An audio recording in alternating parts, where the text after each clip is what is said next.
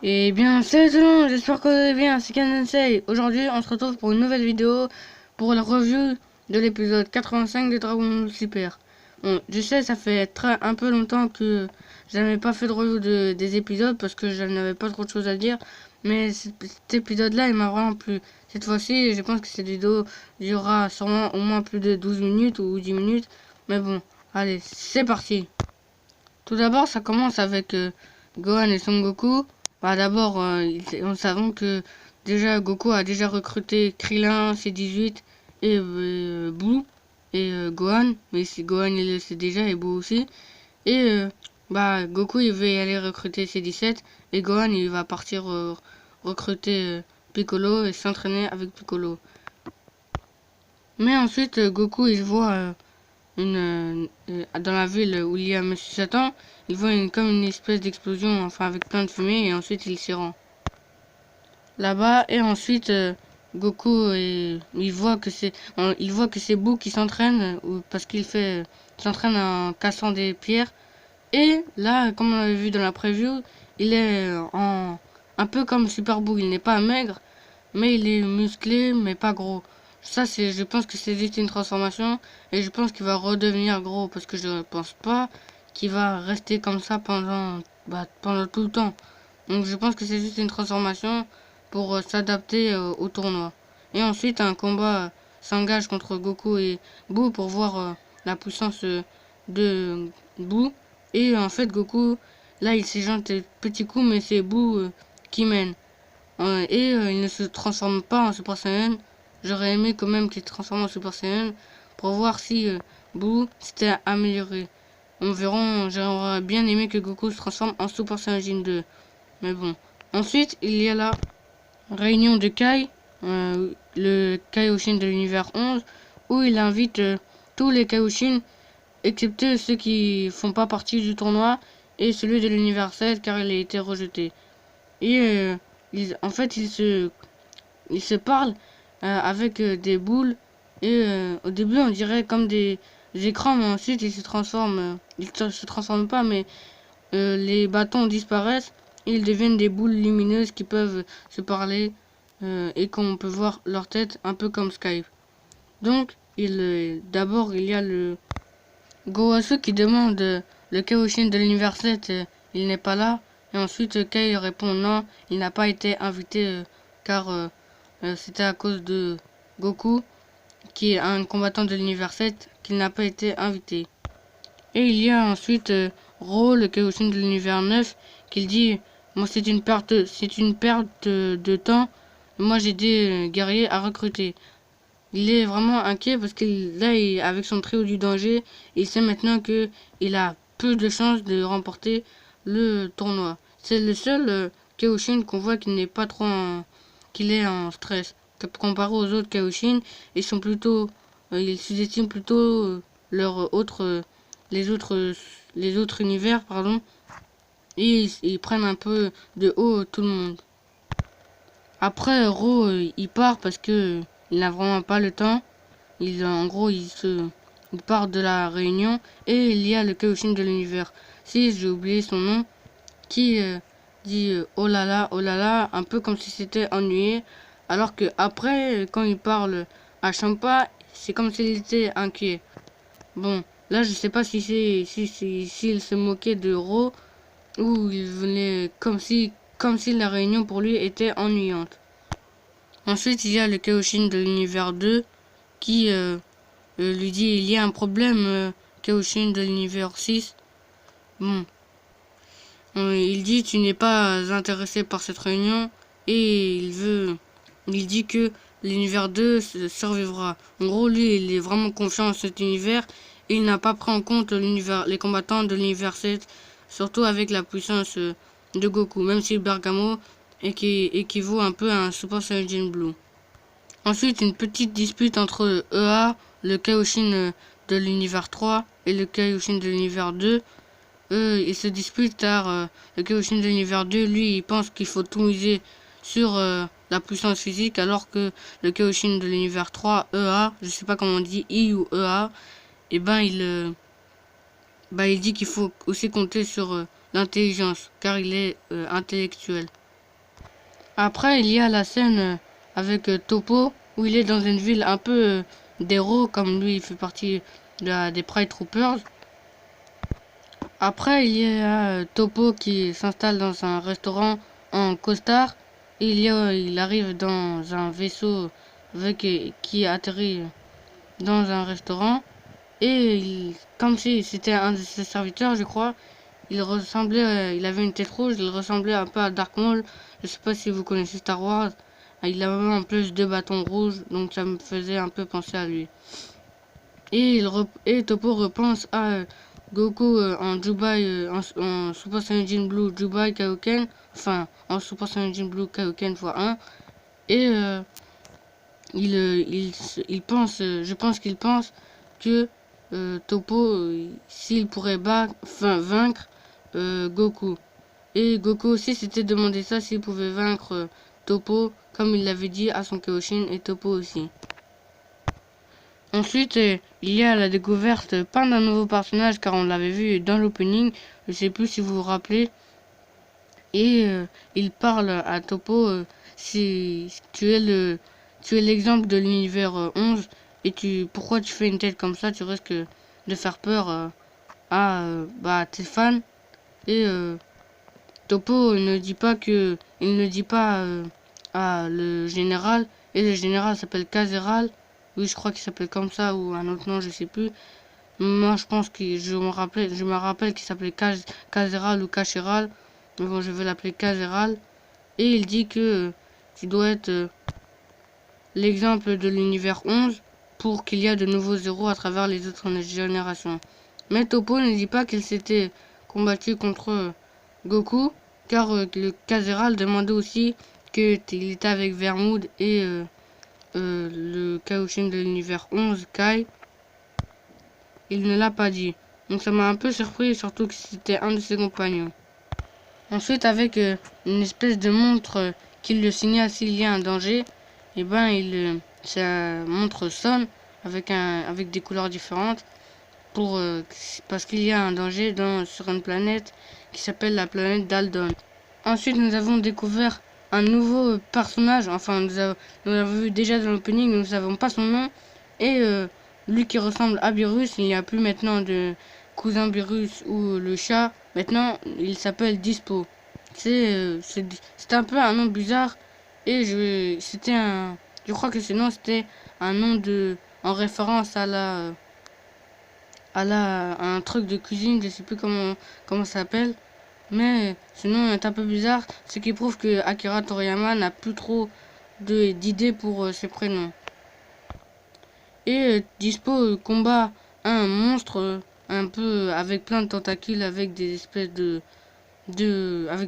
au bout de ses tentacules, il a des excusez-moi, au bout de ses tentacules, il a des espèces un peu comme une plante carnivore, il a des mâchoires, et lui qui le dirige, il fait partie des Drakian. Et ensuite, je ne vais pas me compliquer à dire les prénoms, parce que je pense pas du tout que cette planète va être importante par la suite.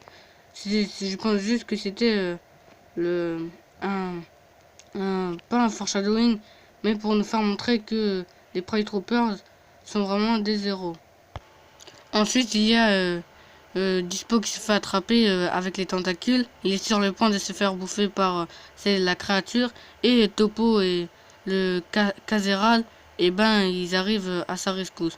Mais bon, moi je pense personnellement que Dispo aurait pu vaincre tout seul cette créature. Parce que déjà c'est un des membres des Pride Troopers.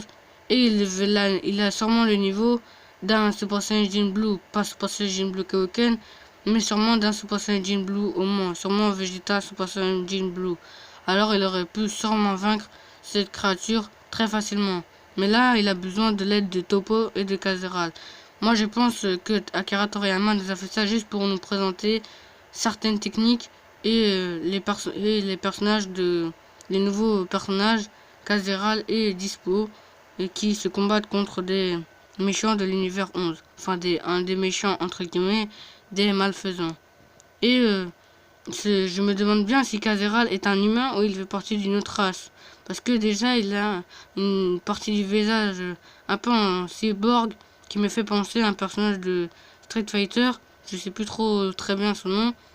Et semble pouvoir faire des techniques avec des énergies, avec de l'énergie, comme Yamcha le fait. Donc je me demande s'il peut, si c'est un humain ou une autre race. Il ressemble fortement à un humain, mais je ne pense pas que c'est un humain. Parce que déjà, ce n'est pas un univers jumeau à l'univers 7. Après, on ne sait pas s'il y a d'autres humains dans les univers. À part, on le sait dans l'univers 6, car on sait que dans le tournoi univers 6 contre univers 7, eh ben, Beerus a demandé qu'il y a la planète Terre dans l'univers 6. Mais moi, je pense pas du tout que dans l'univers 11, il y a des humains. Surtout que ce serait pas crédible qu'il y aurait d'autres races qui font partie de deux univers jumeaux qui font partie d'autres univers qui ne sont pas jumeaux. Enfin, je pense que vous m'avez compris. Donc, je me demande bien si Kazeral est un humain. Et il a une technique, il peut faire des techniques avec dispo semblables qui s'appelle double canon maximum, qui je pense que c'est juste une attaque ça aurait pu vaincre cette créature, mais non en fait et je pense qu'il se retenait, hein. C'était juste pour faire passer le temps ou s'amuser, mais je pense pas qu'il se donnait à fond. Ensuite, après qu'ils ont battu l'alien là, méchant, ils sont dans leur vaisseau et ils sont en train de discuter du tournoi du pouvoir, si leur univers seront détruits. Et nous avons appris qu'il y a plusieurs Pride Troopers dans chaque planète, pas dans toutes les planètes de l'univers 11, mais dans plusieurs planètes. Donc c'est un peu une organisation qui maintiennent l'ordre, un peu comme les révolutionnaires qui veulent dans One Piece qui veulent instaurer la liberté. Et c'est un peu comme les Pride Troopers, sauf qu'ils sont moins nombreux. Donc nous avons nous avons appris d'autres que je sais plus, j'ai oublié le mot, d'autres personnages des Pride Troopers, même si nous n'avons pas appris leur nom, nous avons vu leur ombre, mais ça j'y reviendrai après. Et Dispo dit que dans cette situation-là, nous avons besoin de Jiren. Et Topo dit oui. Ensuite, nous avons des images de Jiren qui est en train de méditer et autour d'une aura rouge. Et ça me fait penser à Dabra qui canalisait son énergie pour devenir encore plus puissant. Donc, ça prouve que la méditation peut aussi nous rendre plus puissants au lieu de faire que des entraînements physiques comme Vegeta le fait. Après, Goku se rend chez Dende et Mister Popo et il leur demande si tu sais où il est C17 parce que Dende est le dieu de la terre, enfin le nouveau dieu. Après nous avons Champa et Vados avec tous les Akaishin et leurs anges qui sont en train de discuter comme leur réunion, excepté encore une fois Beerus et Whis car ils font encore partie de l'univers 7 à cause de Goku. Et Mosco, le Akaishin de l'univers 3, il demande pourquoi le Beerus et l'univers 7, enfin Beerus et Whis, ne sont pas là. Et j'avais bien raison. Enfin, le Kaoshinkai où ils sont, eh ben, c'est un peu un univers futuriste. Comme vous pouvez le voir, il y a plein de espèces de cartes géantes avec des trucs électriques, tout ça. Donc j'avais bien raison que c'était un peu futuriste. Et en fait, Mosco, eh ben, il ne parle pas la langue de tout le monde, quoi. Enfin, des humains, de virus, tout ça. Il parle un peu en robot avec des signes. Et c'est l'ange qui traduit. Et moi, je pense que puisque Mosco a demandé pourquoi le dieu de la destruction de l'univers 7, Beerus, n'était pas là, je pense qu'il va être un peu ami avec l'univers 7. Parce que je pense pas qu'il va être mauvais. À part si Akira Toriyama nous fait un mauvais truc, mais moi je ne pense pas. Et nous voyons Kitera avec plusieurs Akaishin et derrière leur fond leur Kaoshinkai, enfin leur Akaishinkai, où ils dort et ils habitent. Et bon, Kitala, et nous ne savons pas totalement à quoi il pourrait faire référence. Parce que c'est une souris. Hélès, elle, on sait que déjà avec son fond, elle habite sûrement dans une Égypte, je sais pas comment dire ça, dans une pyramide, un peu bizarre sûrement. Et Kitala, lui, il y a des trucs turquoises derrière, avec des espèces de plantes. Peut-être qu'il habite dans une forêt tropicale, mais après ça reste à voir. Et à cause de Goku, tout le monde est un peu en fureur contre l'univers 7.